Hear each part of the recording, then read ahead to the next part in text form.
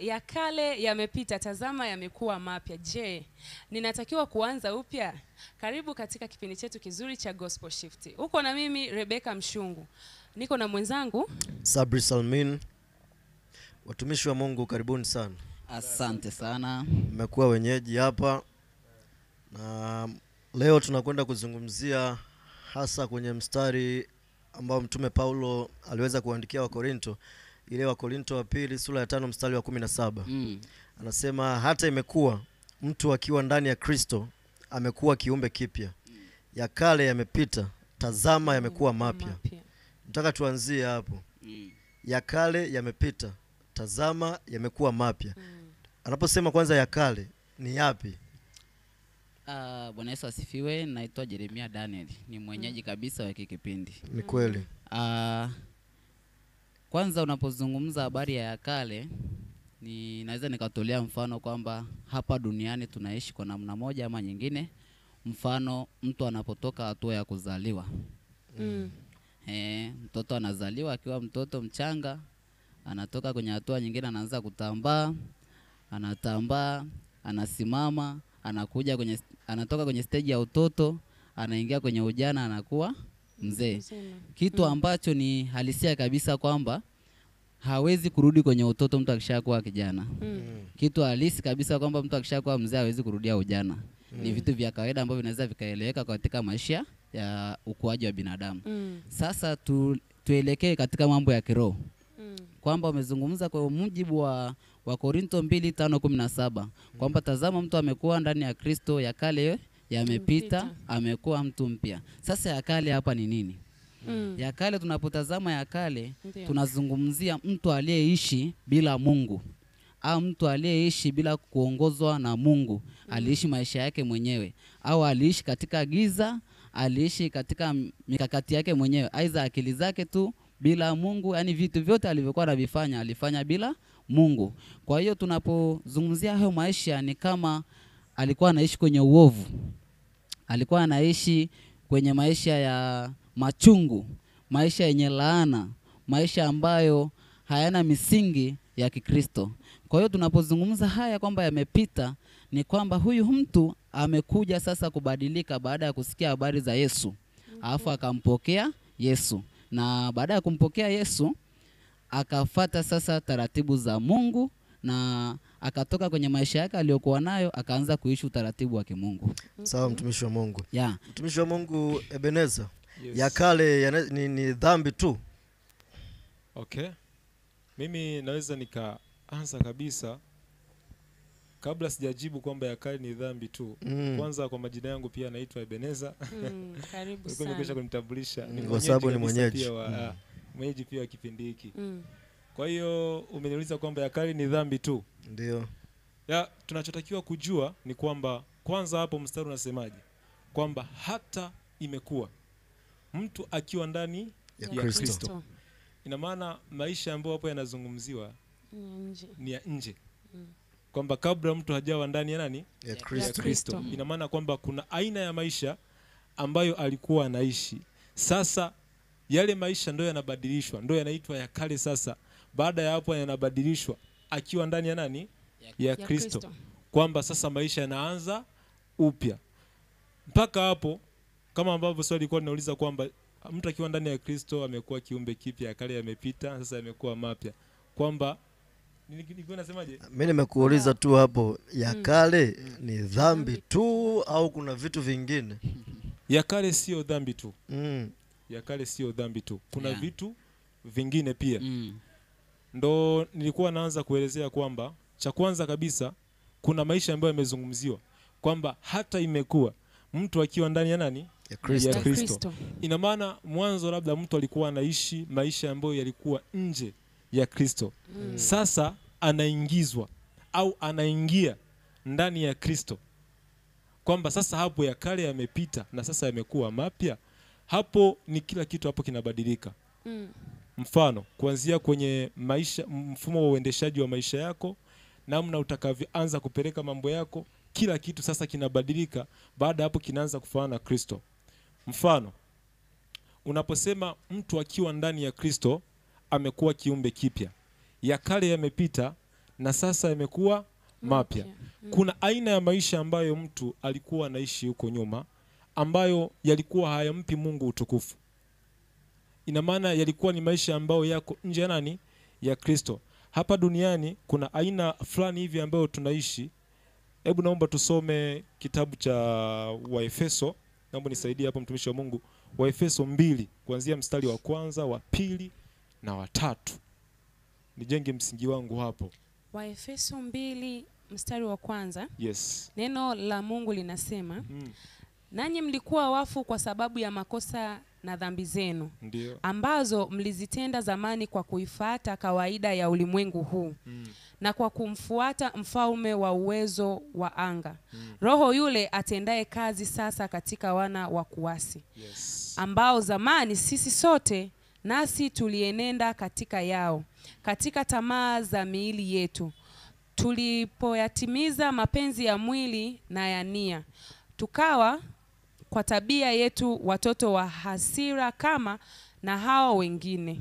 Amen. Tuishie hapo. Sasa ukisoma huo mstari, kwanza unakuelekeza kwamba kuna aina ya maisha ambayo mtu alikuwa anaishi hapo mwanzo, ambayo ilikuwa ni kawaida kabisa ya ulimwengu huu. Yes. Kwamba kuna aina ya maisha watu ambao ni wa dunia wanaishi. Yaani namaanisha watu ambao wako nje ya Kristo, ambao sasa wanaifuata dunia kama jinsi ambavyo inaenenda, wanaifuata jinsi ambavyo dunia inavyopeleka mambo yake. Kila kitu cha dunia wao pia wanakifuatisha kama jinsi kilivyo. Sasa kuna aina ya maisha ambayo sasa yapo hapa duniani ambayo kwa namna moja au nyingine, au vitendo ambavyo mtu anaweza kavitenda kwa namna moja au nyingine, watu wa duniani hawezi kumshangaa. Lakini sasa unakuja kuongelea kwamba hata imekuwa mtu akiwa ndani ya Kristo, ina maana sasa huyo mtu anavifanya vyote hivyo akiwa nje ya nani? Ya Kristo. Sasa watu ambao wako ndani ya Kristo wanaishije na watu ambao wako nje ya Kristo wanaishije? Kwamba kabla huyo mtu hajampokea Kristo kuwa Bwana Mwokozi wa maisha yake, alikuwa anaishije? Na baada ya kumpokea Yesu Kristo, anatakiwa kuishi namna gani? Tukianza na mtu ambaye labda alikuwa nje ya Kristo kabla.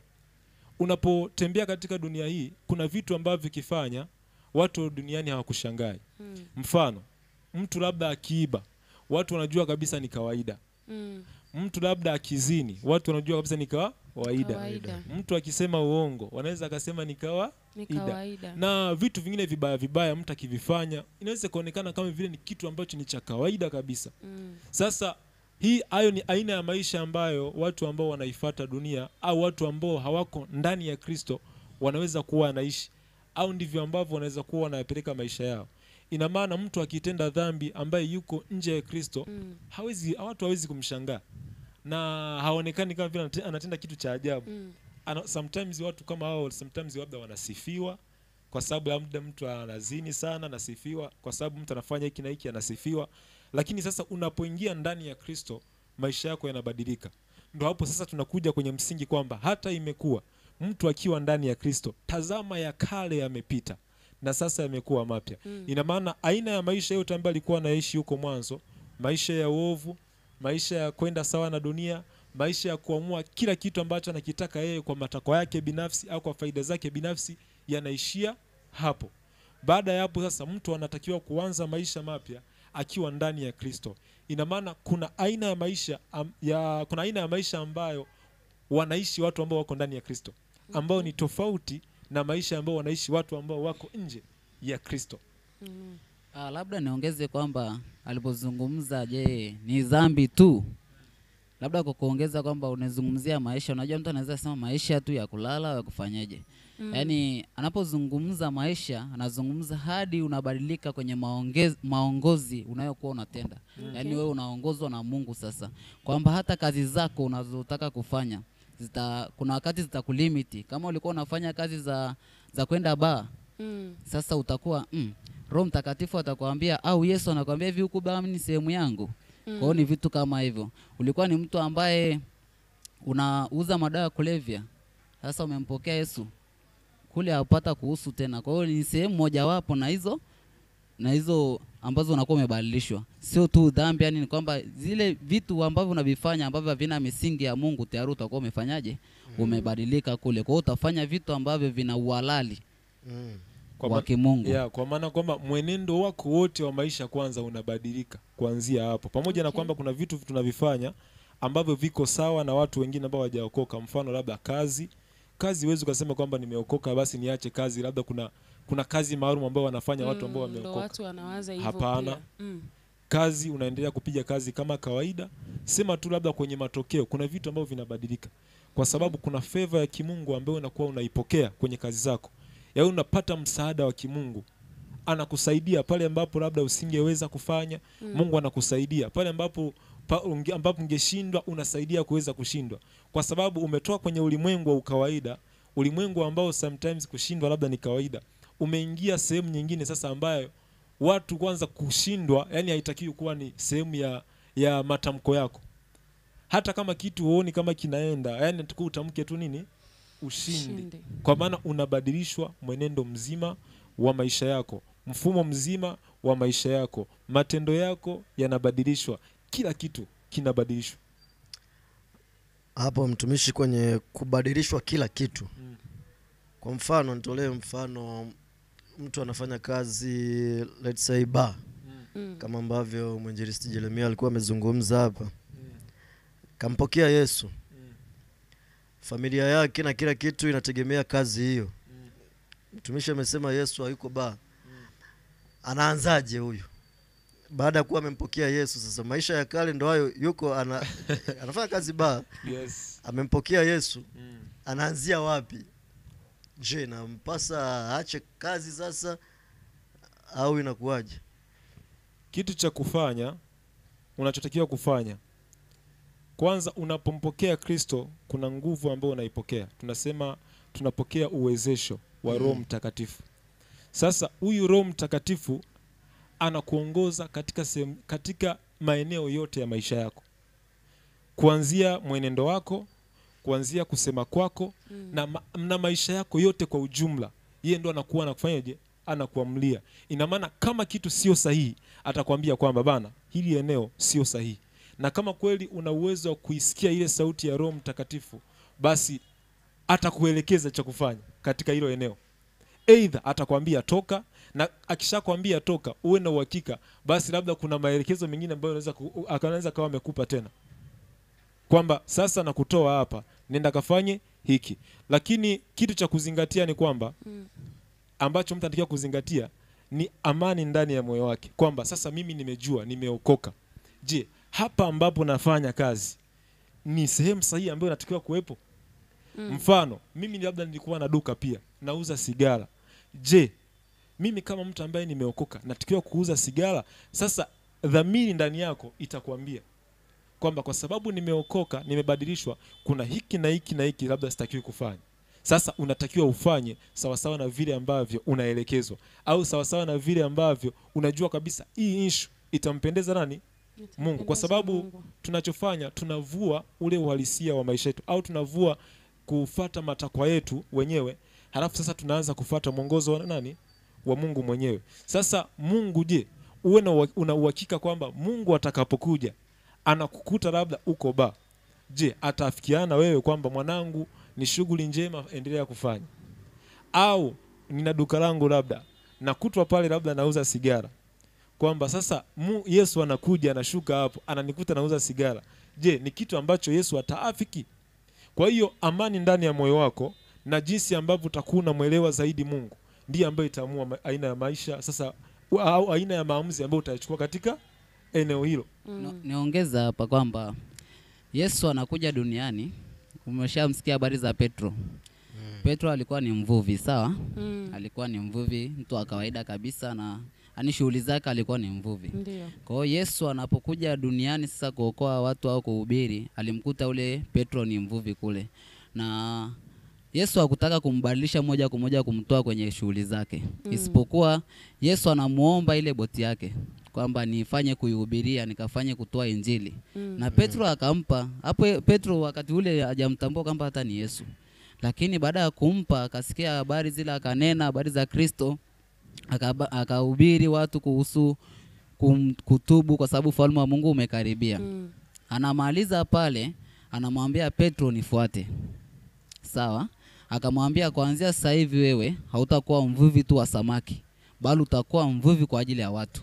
Kwa hiyo unaona kabisa Yesu atakapokuja kwako au unapomwamini, kama kuna kazi ulikuwa unaifanya haina uhalali, Yesu kuna namna anaibadilisha ile kazi. Kwa hiyo kitu ambacho mtu anatakiwa kugundua ni kwamba unapompokea Yesu au unapobadilishwa kwenye maisha mapya, ni kwamba kama kuna kazi ambayo ulikuwa unaifanya ni kweli kwako ilikuwa inakuingizia kipato na nini, lakini Yesu hatakutoa tu moja kwa moja kufanya uishi njaa, yaani uishi maisha magumu. Atakubadilishia kazi kulingana na Roho Mtakatifu ambavyo atakuongoza, kama alivyozungumza mtumishi kwamba atakupa uhalali wa kazi yako. Kwa hiyo kama ulikuwa ni na umeamua kumpokea Yesu na ukampokea kwa mkubali, ina maana direct atakupa maongezi ya Roho Mtakatifu kwamba kuanzia sasa hivi wewe huko sio sehemu yako, ila kuna kazi tayari atakutengenezea. Kwani mtumishi wa Mungu, niwaulize hapo kidogo. Maisha mapya yanaanzia wapi? Maisha mapya yanaanzia tu pale unapomwamini Yesu. Alafu huyu mtu sasa anatakiwa yeye aanzie wapi? Yaani maisha mapya ninapozungumza kwamba maisha mapya tunapozungumza, mwanzo nimekuambia kwamba tulikuwa tunaishi bila Mungu. Yaani mtu ambaye anaishi bila Mungu, bila Yesu, huyu ni mtu ambaye alikuwa anaishi maisha yake ya tofauti, yani tofauti na ambao atapokea Yesu. Maisha ya nje ya Kristo. Maisha ya nje ya Kristo. Kwa hiyo baada ya kumwamini tu Yesu kwamba sasa nampokea kuwa Bwana na Mwokozi wa maisha yangu, huyu mtu ana act tabia za Mungu. Ina maana tayari huyu mtu anabadilika kutoka nje anaingia ndani ya Kristo. Kwa hiyo maisha yake yanaanzia pale alipomkubali tu Yesu. Naweza nikaongezea kwamba baada ya kumpokea Kristo, sawa, utaratibu wote wa maisha yako unabadilika. Unaanza kufuata vile ambavyo sasa Kristo anataka uweze kuishi, au unaanza kuishi maisha ambayo sasa Mungu ameyakusudia uweze kuishi au anataka uweze kuishi. Uwe na uhakika kwamba unapokuwa umeokoka, Mungu kuna aina ya maisha ambayo anakutarajia uishi, na maisha hayo ni maisha ambayo yatampa Mungu mwenyewe utukufu. Ina maana atakuwa akiangalia, anasema hakika huyu mwanangu basi anazifuata njia zangu. Kwa wakati mwingine tumepewa labda amri, sasa anatamani kuanza kuona unazifuata zile amri ambazo amekupa. Tunazo sheria ambazo ndo amri au maongozi ya Mungu au katiba. Sasa anatamani sasa, au anachotamani kukuona kwamba sasa huyu mtu mwanzo kuna maisha ambayo alikuwa anayafuata, au kuna katiba ya kwake mwenyewe ambayo alikuwa anaifuata, maisha ya aina fulani ambayo alikuwa anaishi. Sasa anapokuja huku kwenye upande wangu, au anaponikubali Yesu Kristo kuwa Bwana Mwokozi wa maisha yake, huyo mtu sasa anabadilishwa. Kwa hiyo kama mtu labda anasikia kwamba kuna maisha mapya ndani ya Kristo, sasa ni maisha baada ya kumpokea nani? Kristo. Sasa unaanza kupokea utaratibu mpya. Mfano, Mungu anataka uishi maisha matakatifu. Mwanzo ulikuwa unaishi maisha ya dhambi. Sasa yale maisha ya kale unayavua. Yale maisha ya dhambi unayavua. Baada ya hapo unaanza kuishi maisha matakatifu. Labda kuna njia fulani hivi ambazo ulikuwa unapita ambazo sio nzuri. Sasa Mungu anachokutarajia zile njia zote uwaziache, sasa uanze kufuata njia za kwake mwenyewe. Hivyo ndivyo ambavyo Mungu anafanyaje? Anakutarajia uweze kuishi. Kwa hiyo maisha matakatifu ndio option ya kwanza ya mtu ambaye amefanyaje? Amempokea Kristo. Ina maana unatoka kuishi maisha ya dhambi, baada ya hapo unaanza kuishi kwenye utaratibu wa Mungu, ambao sasa utaratibu wa Mungu anawataka au anawahitaji watu kuweza kuishi maisha matakatifu. Ina maana kwa mara ya kwanza kabisa unapomkiri Kristo kuwa Bwana na Mwokozi wa maisha yako, ina maana pale tayari Mungu anasema huyu mtu tayari nimemvua. Ndio. Kwamba nimemvua. Sasa kwa sababu nimemvua, sasa hivi huyu ni wa kwangu. Mimi ndo nammiliki. Kuanzia pale kuna aina ya maisha ambayo Mungu anakutarajia uanze kuyaishi. Sasa kama haujaanza kuyaishi hayo maisha na unasema kwamba mimi ni wa Kristo, kwanza hata jamii ambayo pia inakuzunguka, jamii nzima ambayo inakutazama itaanza kushangaa. Kwa nini? Kwa sababu wao wenyewe wanajua kwamba mtu ambaye ameokoka au mtu ambaye anasema ana Yesu, kuna aina ya maisha ambayo anatarajiwa kuanza kuyaishi. Kama utasema nimeokoka, watu ambao wameokoka labda wanatarajiwa kwanza wana upendo. Ni watu ambao wana upendo. Ni watu ambao labda wana uvumilivu. Ni watu ambao msamaha kwao sio kitu cha kudoubt, sio kitu cha kujiuliza mara mbili. Kwa hiyo wanapoanza kuona huyu mtu anasema ameokoka, lakini kwanza ni mchoyo, upendo kwake hamna. Halafu huyu mtu ni mwenye mgomvi. hasira, Huyu mtu ni mtu ambaye ana hasira, yani akiguswa kidogo tu ni moto unawaka. Labda huyu mtu yani yeye msamaha kwake hamna. Watu wanaanza kudoubt. Kwanza ukikutana na watu wanakuambia sasa huyu anatofauti gani na sisi? Hapo mtumishi wa Mungu, naomba nikuulize swali. Mtu ambaye ametoka kwenye ya kale amekuja kwenye maisha mapya, sasa yeye mwenyewe binafsi atajuaje kwamba amebadilika? Yaani yeye mwenyewe binafsi atajuaje kama amebadilika? Je, kuna mabadiliko yoyote ambayo ni physically ambayo yataonekana, au kuna namna nyingine ambayo mtu anabadilika? Yeye mwenyewe binafsi atajuaje? Okay?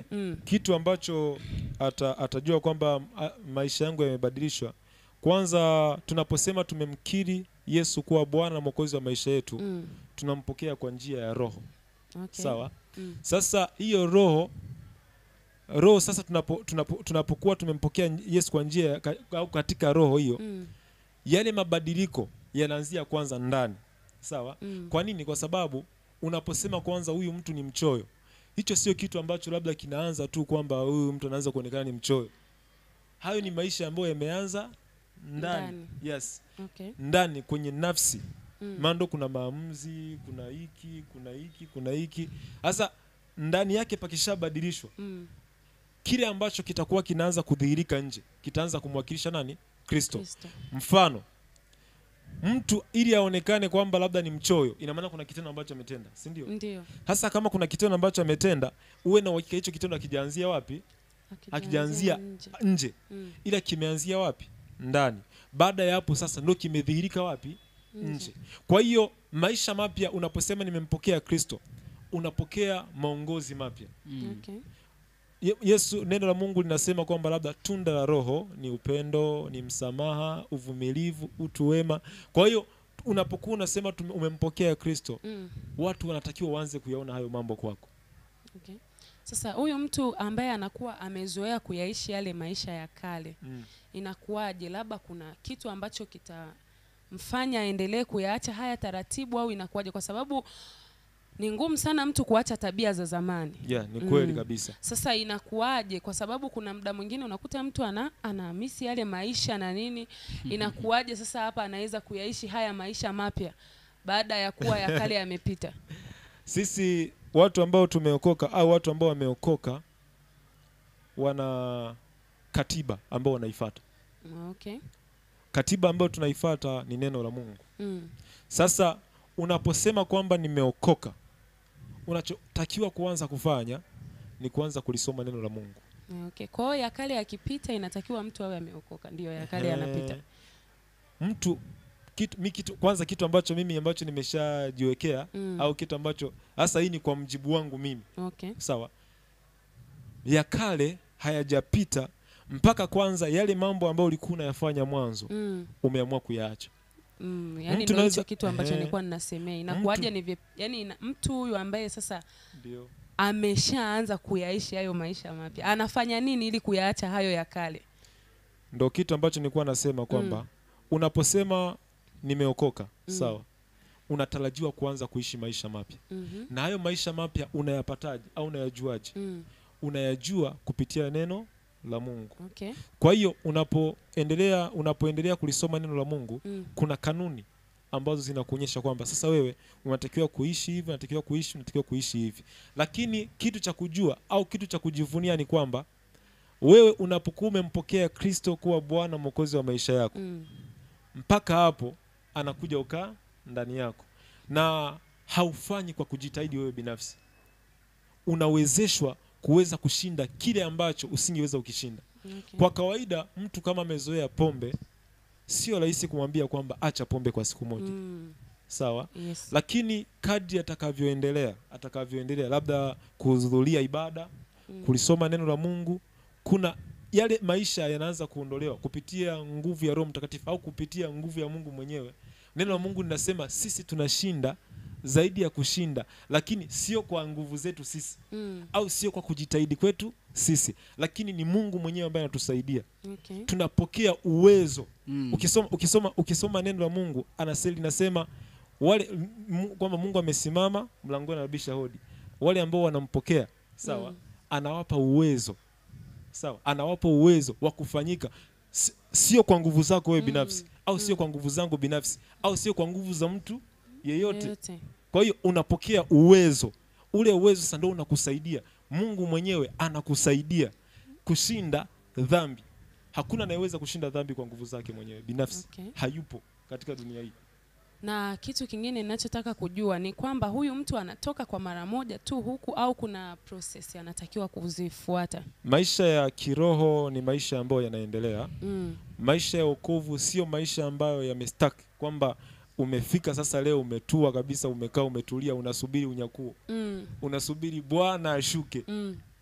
Sio maisha ya design hiyo. Unapokuwa umempokea Kristo unaanza katika hali ya uchanga. Sasa unapoanza katika hali ya uchanga, unatakiwa uweke bidii kuanza kumtafuta Mungu. Kuanza kumtafuta Mungu kwa namna gani? Kwa kusoma neno lake, kwa kuhudhuria mafundisho, kwa kuomba. Unapoendelea kuyafanya hayo mambo, unaendelea kukua. Na kadri unavyoendelea kukua, ile nguvu ya dhambi inaendelea kunyonywa. Kwa hiyo ile mwisho wa siku unaendelea unakuwa. Ina maana kuna wakati labda mtu alikuwa ni mchoyo, sawa?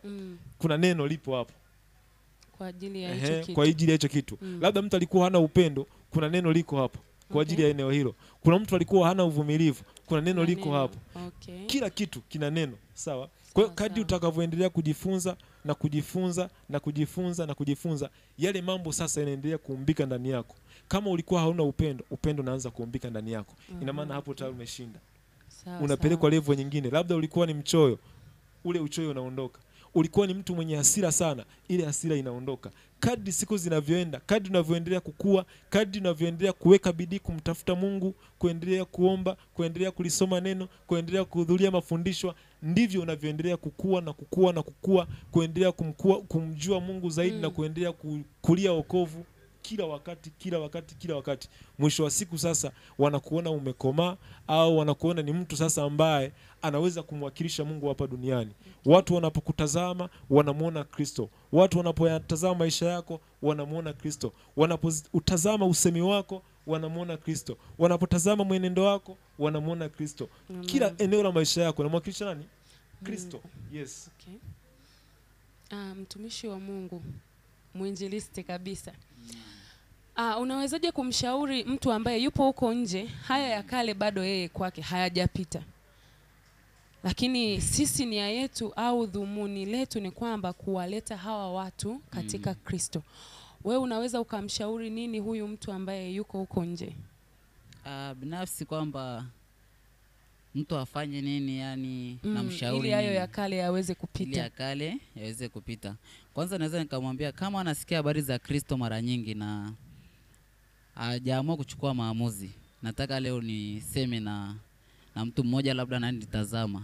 Tuchukulie mfano anaitwa Jafet Salingu. Yuko huko mtaani ananisikiliza.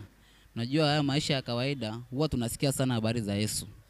Lakini mara nyingi tunapuuzia na hatujachukua maamuzi.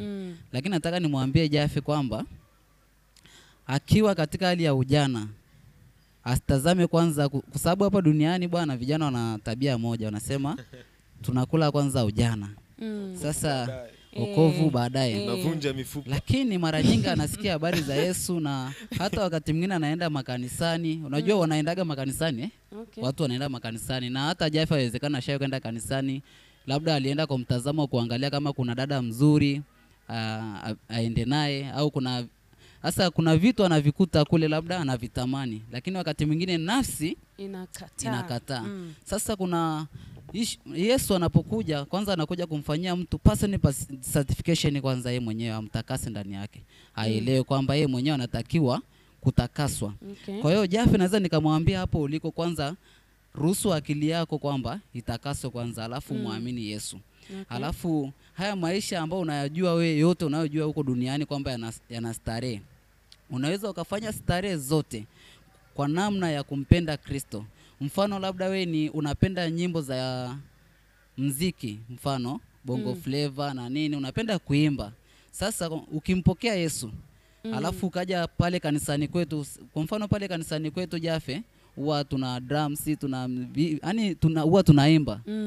Kule ukija ndo utafanya sasa zaidi, kwa sababu kama unaweza kumtumikia shetani alafu hakuna faida kwenye upande wa shetani, ni bora ukabadilika kutoka huko uliko, alafu kaja kumtumikia Yesu kwa kumuimbia hivyo hivyo kama ulivyokuwa unaimba, alafu kaja ukaimba nyimbo za Injili na ukapata faida kubwa, ili ukaribie uzima wa milele. Kwa sababu kuna andiko moja linasema kwenye Isaya 43 kwamba usisumbuke na maisha ya kale. Yaani maisha yako ya kale ulionayo, kwa mfano nawaza mimi niendelee tu kulewa, niendelee kucheza muziki, dansi za shetani, unaachana nazo, nawaza mimi sasa hivi nibadilike, hizi dansi nazofanya nikamchezee Mungu. Pia kuna faida kubwa sana, kwa sababu unapomchezea Mungu, unapomwimbia Mungu, huko unafanya kuhubiri na wengine, unakuwa kielelezo. Kwa sababu hapa duniani Jafe tumeletwa tu kwa ajili ya jambo moja, kumhubiri Yesu na kuzalisha matunda ya Mungu, kwamba kila mmoja awe sababu ya mwingine kuona utukufu wa Mungu,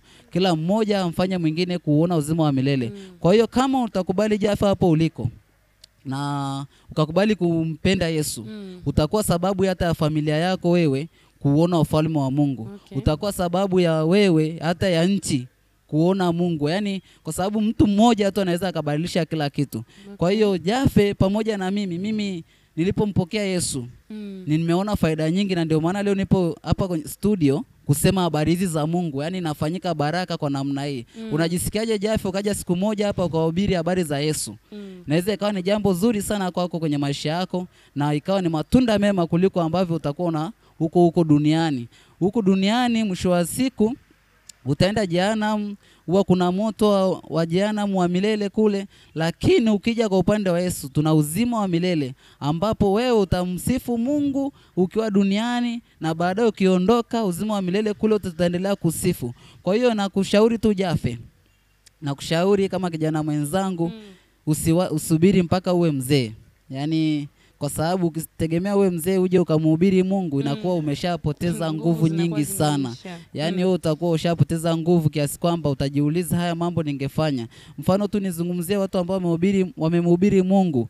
Kama ushawahi kumsikia Michael Klola, alikuwa ni mtumishi wa Mungu, amehubiri kuanzia ujana mpaka akawa mzee. Kwa hiyo ni vitu ambavyo yeye alifanya akiwa hivyo ndo akapanda mbegu. Ukimwangalia Mwakasege ni mtu ambaye amehubiri neno la Mungu mpaka sasa hivi. Na uzuri Jafe, unawezekana sasa hivi hapo uliko labda ulikuwa unaelewa mtumishi, nikuite tu mtumishi, maana naamini ukimpokea Yesu leo utabadilika. Mfano kama ni mtu ambaye ni mlevi, unajua pombe bana huwa inafanya mtu anazeeka. Yaani una miaka 20 unaonekana na miaka 40. Kitu ambacho hakifai kwako. Ukiacha pombe ukaamua tu kumpokea Yesu, maisha yanakuwa ni safi, kwa sababu kwanza utasave kila kitu, pesa utaitunza, alafu akili yako itakaa sawa, utafanywa nini? Utakaso ndani yako. Kwa hiyo naweza nikazungumza na mtumishi, hata kama kuna mdada na anasikiliza, anaitwa nani? Tumzungumzie labda seme tu mdada. Mdada, wadada, unajua wadada tena ndio wamependwa sana. Kuna labda nimpe story, kuna dada mmoja ambaye wakati Yesu amekuja duniani alikuwa ni kahaba. Alikuwa ni kahaba ule dada. Wakati Yesu anakuja, ule dada akawa kwanza kwenda kumpokea Yesu. Yule dada alitoka kwenye hali ya kahaba mpaka sasa hivi akawa mtakatifu. Kwa hiyo hata kama wewe una shida ambao kuna uovu ambao umekukamata, ukimpokea Yesu, huo uovu unaisha. Amina. Mtumishi wa Mungu, nataka niulize swali hapo kidogo kuhusiana na hiki ambacho umekuwa ukikizungumza hapo. Tunasema makale yamepita, tazama yamekuwa mapya. Umezungumza vitu vingi, tumewasikiliza hapo. Kuna kitu ulikuwa unakizungumza hapa kimenipotea, japokuwa tunapozungumza ya kale yamepita, tazama yamekuwa mapya. Si ndio? Tunapoanzia msema yanaanzia ndani, mabadiliko yanaanzia ndani, yanakuja nje. Sasa inawezekana mtu akawa ameokoka yuko ndani ya Kristo, lakini ya kale hayajapita.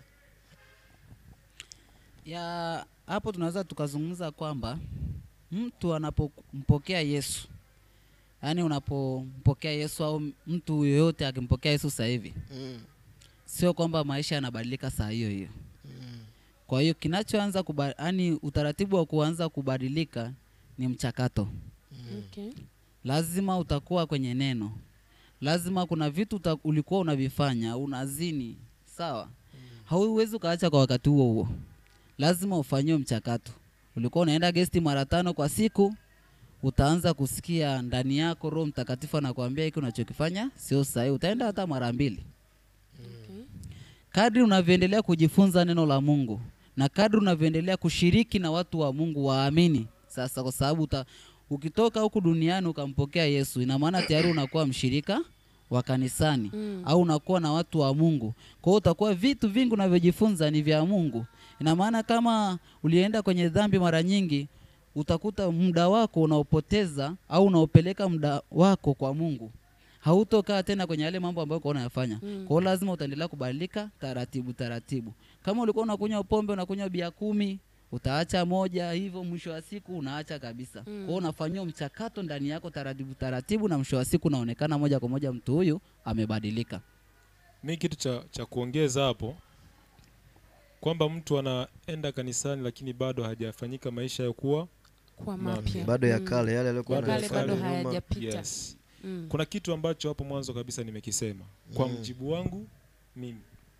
Nikasema hata kama mtu anaingia kanisani au hata kama anaingia kanisani, ya kale hayajapita mpaka nitakapoamua kuyaacha yale maisha ambayo nilikuwa naishi mwanzo. Ina maana kama mwanzo nilikuwa niko nje ya Kristo, nilikuwa labda ni muongo, na niko ndani ya Kristo na bado naendelea kuwa muongo, ina maana mpaka hapo ya kale bado kwangu hayajapita. Kama kuna vitu vyote ambavyo nilikuwa navifanya ambavyo viko nje ya mfumo wa kimungu au viko nje ya utaratibu wa Mungu, kama nilikuwa navifanya niko nje ya Kristo, na baada ya kuwa ndani ya Kristo pia navifanya, bado maisha hayajawa mapya. Kwa hiyo ninachotakiwa kufanya lazima niamue. Unajua maisha ya wokovu ni maisha ambayo yanakuhitaji pia ufanye nini? Uamuzi. Kwa nini? Kwa sababu kuna mahali Yesu alisema hivi, mtu akitaka kunifata na ajikane nafsi yake, afanyeje? Anifate. Sasa kuna kitu ambacho mimi huwa napenda ukisema kwamba Mungu ndio Mungu ametupenda kwanza sisi. Baada ya kutupenda akamtoa mwanae Kristo Yesu akafa msalabani kwa ajili ya maisha yetu. Baada ya pale sisi tunachofanya ni kumwamini yeye, na tunapokuwa tumemwamini tunapokea nini? Wokovu. Sasa baada ya kuwa sisi tumeupokea upendo wa Mungu, lazima kuna nafasi yetu pia sisi ya kufanya. Nafasi ambayo tunatakiwa kufanya ni kuangalia ni nini ambacho Mungu anataka tuweze kufanya.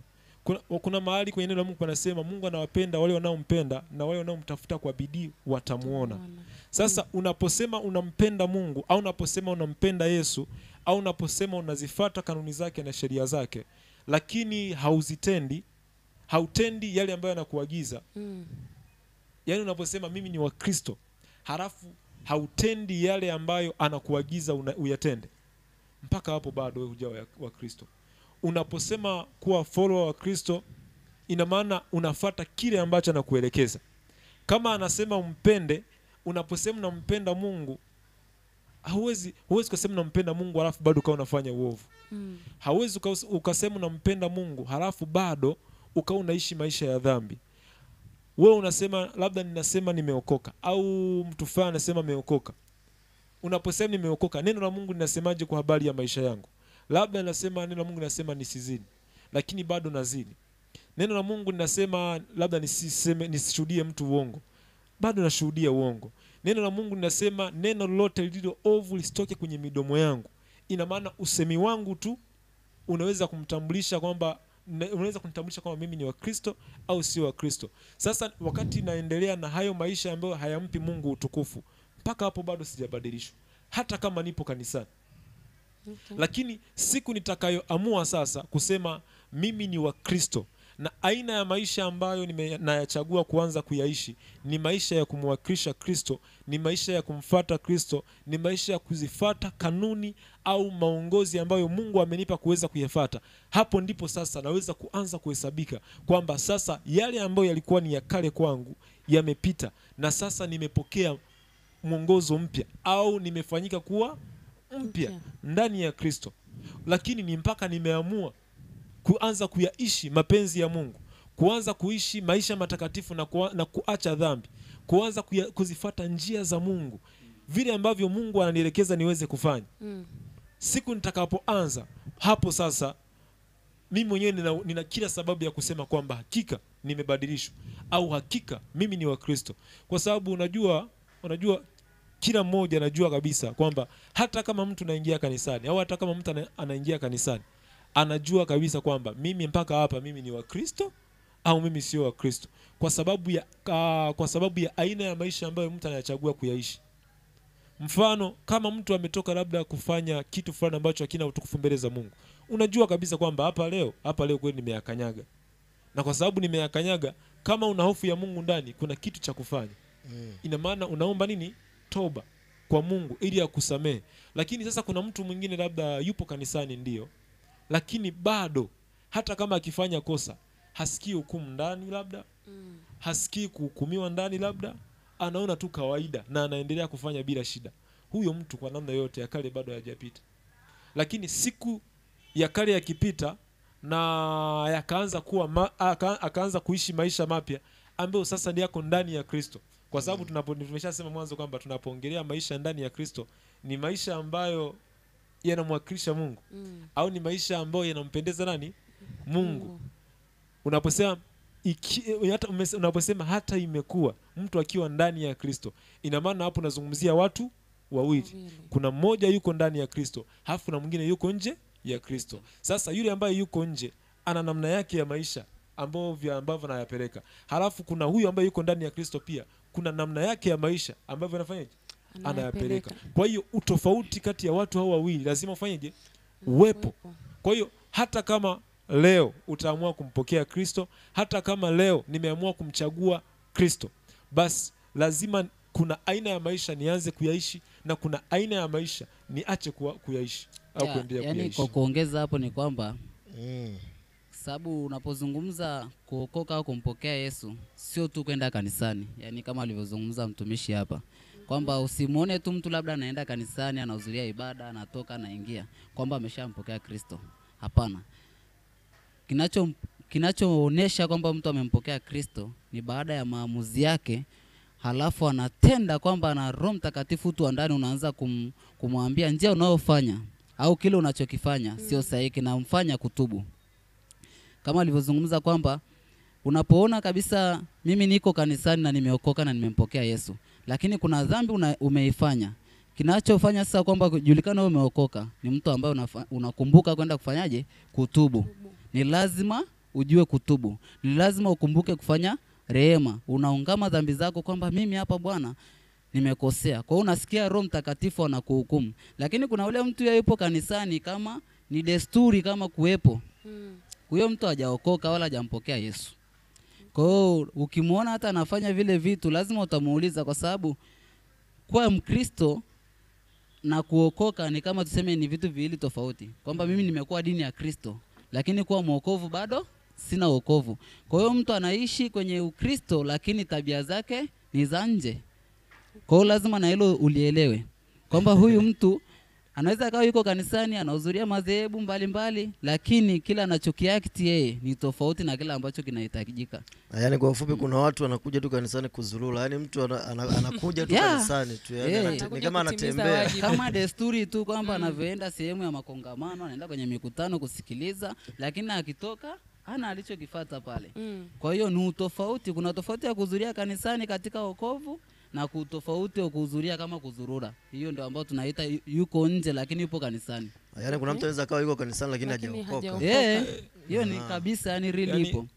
Kuna mtu anaishi yupo kanisani yuko ndani ya Kristo. Alafu kuna mtu anaishi yupo kanisani yuko nje ya Kristo. Ni watu wawili tofauti. Kwa sababu ukiangalia mfano unapoenda nje, unapoenda huko nje, watu wanapokutazama wakati mwingine wanajua kwamba unakuta kuna mwingine labda kuna vitu ambavyo anavifanya. Sasa watu jinsi ambavyo wanamtazama mpaka kabisa wengine wanaitukanisha jina la Bwana. Unaona? Kwa nini? Kwa sababu ya jinsi ambavyo wanaenenda. Unakuta inafikia hatua labda mtu anasema kama huyu fulani ameokoka au kama huyu ameokoka, basi basi mimi na nimeokoka mimi zaidi. Cha ajabu ni kwamba hawa watu ambao hawajaokoka waga wanajua kabisa huyu ameokoka, huyu hajaokoka. Yeah. Ukifanya kitu wanajua kabisa huyu hajaokoka. Kwani mtumishi, labda nikuulize wewe swali. Naam. Hujawahi kumuona mtu ametoka kanisani akaenda ba? Mapema tu. Sasa huyo mtu ulimtafsiri Unamdefine ni vipi? ulimwenaje hali ulimuelewaje? Ndo waga wananichanganya Sasa Mtu ndio hivyo ametoka kwamba kanisani alafu unamkuta yuko baa. yani huyo mtu Sio tu yuko baa, kwa sababu kuwa baa najua sio dhambi. Anaweza kawa yuko baa afu analewa Ana business yani. nyingine. sasa au- yani tunapozungumza hiki kitu kwamba mtu yupo kanisani kama desturi au kwenda kuhudhuria kuweka namba Sawa. Anaongeza namba. kuongeza namba ya wengine au waitwe Mkristo. Kuna dini zingine usipohudhuria jumuiya, usipoonekana kanisani, kuna vitu huduma za kijamii za kwao utazikosa.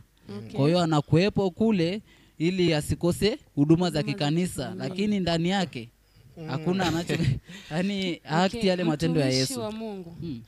Kwenye masuala ambayo mmekuwa mkiyaongelea hapa, Mm. mmesema ibada ni mojawapo ya kitu ambacho kinaweza kikamhamisha mtu. Mm. Sasa inakuwaje tena mtu anaweza akahudhuria ibadani Mm. lakini bado akawa ni mtu ambaye yupo kwenye akali Yaani- wakati ibada ni kitu ambacho kinaweza kumbusti, kwa sababu mtu akija ibadani, kumbuka kuna neno pale, kuna vitu vingi vinaendelea katika ibada. Tumezungumza kwanza kujikana. Yesu aliposema mtu ajikane aubebe msalaba wake, alafu ile kujikana maana yake ni maamuzi. Okay. Kwa hiyo anakuwepo kanisani lakini hajafanya maamuzi ya kufata kile ambacho kinazungumzwa. Okay. Mi kitu ambacho naweza kaongezea hapo, kuna ibada with mission alafu kuna ibada without mission. Okay. Kuna mtu anaingia kanisani kama desturi ya kawaida, unaona.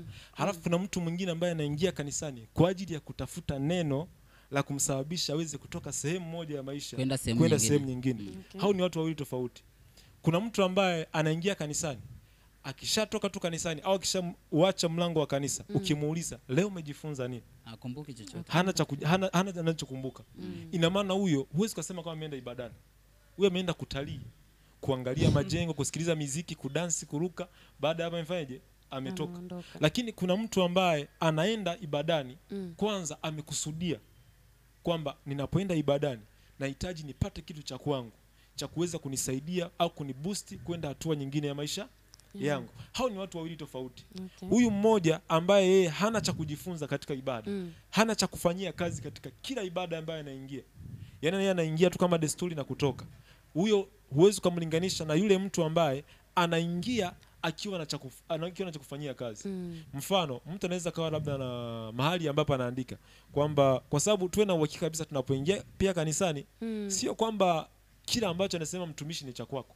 Yeah. Kuna vingine ambavyo unakuta ni vya kwako, vingine sio vya kwako. Kuna kingine ambacho tunaona hiki hapa ni cha kwenda kufanyia kazi, kuna kingine sio cha kwenda kufanyia kazi. Sasa yule ambaye atakuwa anapata kitu cha kwenda kufanyia kazi na akakiweka kwenye matendo, huyo ndiye ambaye ataona matokeo, na huyo ndiye ambaye ataendelea kubadilishwa na kuendelea kukua. Na zaidi, huyo ndio mtu ambaye ameamua kukua au Okay.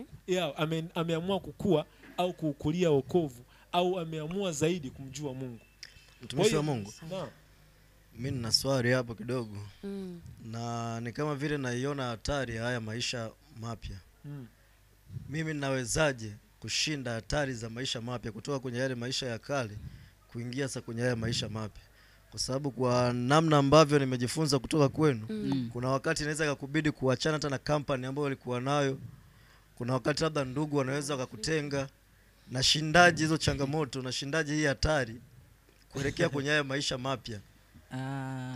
Kwanza kitu ambacho kinakusaidia wewe uweze kushinda, haushindi kwa akili zako. Yesu anapoingia ndani yako, anamuingiza Roho Mtakatifu ndani yako. Kwa hiyo Roho Mtakatifu hatakusaidia kama una kundi lako au marafiki, atakusaidia hata namna ya kuzungumza nao, hata namna ya kujitenga nao. Kama ni familia yako labda inakutaka kukutenga, Roho Mtakatifu atakwambia hapa usipigane, cha kusema ni hiki na hiki. Kwa hiyo Roho Mtakatifu yupo kwa ajili ya kukusaidia hivyo vitu. Yaani Mungu yupo kwenye utatu, kwamba Mungu Baba, Mungu Mwana ambaye ndiye Yesu Kristo, alafu na Mungu Roho Mtakatifu. Sasa Yesu anakumilikisha Roho Mtakatifu ambaye yeye atakusaidia kwenye vitu vyote hivyo, kwa sababu Roho Mtakatifu ni Mungu na anatambua kila kitu. Kwa hiyo na maana kama kuna marafiki walikuwa wanakutenga, automatic anakutengenezea mazingira mengine ya namna ambavyo unaweza kuishi nao na usikwepane nao, usikose labda, sababu una marafiki tuseme makundi ulionao, sio kwamba wote unaokuwa nao ni wabaya, labda ni walevi. Una marafiki wengine lakini akiona umeokoka anawaza sasa huyo mtu utaweza tukaenda sehemu fulani, lakini unaona kabisa ana faida kwako pia, kumuacha ni ngumu. Umeona? Naweza nikaongezea pia, kama imezima jaribu kuiwasha mic mtumishi. Na mimi hapo naweza nikaongezea kwamba ni kweli kabisa. Unajua unapozungumzia wokovu, actually unapopokea wokovu kuna gharama lazima uingie. Okay. Wokovu sio kwamba unapoingia umekuja tu kuteleza. Yaani kwamba umekutana sasa na maisha ambayo ni kuteleza tu. Yaani umekutana kama ni mandugu ulikuwa nao basi watakuendelea kukupenda kama mwanzo, kama labda ulikuwa na marafiki wataendelea kukupenda kama mwanzo, kama ulikuwa na company labda utaendelea kushirikiana nao kama mwanzo. Muda mwingine unapokuwa umeokoka, gharama ambayo sometimes unaweza kulipa ni ya marafiki pia. Unaweza kuwapoteza. Kama sio marafiki ambao wanaweza kukujenga kuelekea kwenye kusudi ambalo Mungu anakutaka uweze kulifikia, au kwenye aina ya maisha ambayo Mungu anataka uweze kuyafikia, Mungu anaweza kukutenga nao watu. Okay. Kama ni marafiki, yani unaposema wokovu unakosti vitu vingi. Kama ndio unaokoka kwanza, mfano kama kuna starehe ambazo ulikuwa umezizoea kuzifanya, hiyo ni cost lazima uingie kuziacha. Kama kuna company ambayo ulikuwa haina utukufu kwa Mungu, ambayo ukiwa nayo ni kama inakutoa kwenye daraja la Mungu, hiyo company pia itakukosti kuweza kuachana nayo. Lakini pia sometimes inaenda zaidi hata kwa ndugu. Hata kwa ndugu inaweza kutokea pia labda wakakutenga. Cha kufanya ndo neno la Mungu linasema mtu akitaka kunifuata ajitwike msalaba, afanyeje? Anifuate. Hizo ni moja ya gharama pia ambazo unaweza kuzilipa kwenye wokovu ambao umeupokea. Na Mungu anachokifanya, yeye atakupa familia mpya. Kama familia imekutenga, anakupa familia mpya ya watu ambao wanaamini. Kama marafiki labda wale wa kwanza walikuwa hawakufaa kwa namna moja au nyingine kutokana na wokovu ambao umeupokea, sasa Mungu anawaondoa, halafu anachofanya na kuletea marafiki wapya. Kama kuna yale maisha sasa ambayo ulikuwa unaishi mwanzo, maisha labda ya starehe, yani dunia ni rafiki yako unatembea nayo, yani wewe ni baba na mwana. Baba na mwana ndio. Sawa hivyo. Sasa hayo maisha pia itabidi fanyeje? Uyaache. Sasa uanze kufuata maongozi ya Mungu. Uanze kufuata vile ambavyo Mungu anataka. Kuna mahali Paulo alisema hivi, yale yote ambayo yalikuwa yanaonekana yana faida kwangu, yote nimeyaacha kwa ajili ya uzuri wa nani? Wa Kristo. Ina maana ameiangalia tu thamani ya Kristo. Yale yote ambayo yalikuwa na faida kwake, yote yameonekana kama hayana thamani tena. Akahesabu ni majinga. Ameana kama mavi. Watumishi wa Mungu, muda sio rafiki kwetu. Labda kwa uchache sana, sekunde kama 2-3 hivi. Neno la mwisho tu kwa yule ambaye anatutazama sasa hivi, neno la mwisho kwa uchache kabisa. Okay, mimi kitu ambacho naweza nikasema, kama mtu umeamua au kama umeamua kuishi ndani ya Kristo, kama umeamua kumfuata Kristo, hakikisha unamuishi Kristo kweli kweli. Imani ya kufeki sio yenyewe. Kama umeamua kuishika imani ya Kristo, basi hakikisha unaishika. Yale yote ambayo hayafai sio maisha ya kushikilia. Hakikisha unajenga mahusiano yako na Mungu kwa ukubwa zaidi. Hakikisha unatamani kutembea na Mungu kwa ukubwa zaidi. Hakikisha unatamani njaa ya kuwa na Mungu, au hakikisha unainua shauku na njaa ya kuwa na Mungu kila wakati. Na shauku unainua kwa kuyaishi maisha matakatifu, unainua shauku kwa njia ya maombi, unainua shauku kwa njia ya kusoma neno la Mungu, unainua shauku kwa njia ya ibada. Kwa hakikisha unafanya chochote ambacho kitakusababisha uendelee kukua, au kitakusababisha uendelee kumfuata Kristo. Kuingia tu kanisani haitoshi, lakini ingia kanisani ukiwa na Kristo ndani yako. Kuingia tu kanisani haitoshi. Mtumishi wa Mungu. Yeah. Kwa uchache mwinjilisti, wewe ni mwinjilisti. Mtazamaji na ndugu yangu uliokuwa unanisikiliza. Kwanza nakupenda kwa sababu umechukua muda wako ukanisikiliza. Nitake tu kukuambia kwamba maisha mapya ya Yesu ni mazuri. Na maamuzi sahihi unayotakiwa kufanya ni kumpokea Kristo. Na maamuzi sahihi kabisa ni yale ya kuacha kukumbuka ya nyuma uliokuwa nayo, ukawaza mapya ambayo tumeyazungumza leo kwamba umpokee Kristo ili uishi kwenye mstari ambao tunataka kwamba tuone uzima wa milele. Kwa hiyo nikukaribishe kabisa kwenye huu uzima wa milele ambao ni ndani ya Kristo. Nikukaribishe kijana mwenzangu, nikukaribishe wewe binti ambao umesikiliza, ili siku moja tukakutane mbinguni kule tukifurahia utukufu wa Mungu. Kama moja tukakutane mbinguni kule tukafurahie utukufu wa Mungu. Asanteni sana watumishi wa Mungu. Amen. Hakika leo kuna vitu vikubwa tumejifunza. Amen. Mimi niwashukuru. Amen. Hii wiki tumekuwa pamoja kuanzia Jumanne mpaka leo Alhamisi. Mungu awabariki sana. Naamini watazamaji kuna kitu wanajifunza. Amen. Kuna kitu wanakipata kwenye maisha yao kinawabadilisha. Amen. Mungu awabariki sana. Amen. Karibuni tena tutakapowapa nafasi ya kuwepo hapa, tutakapowakaribisha.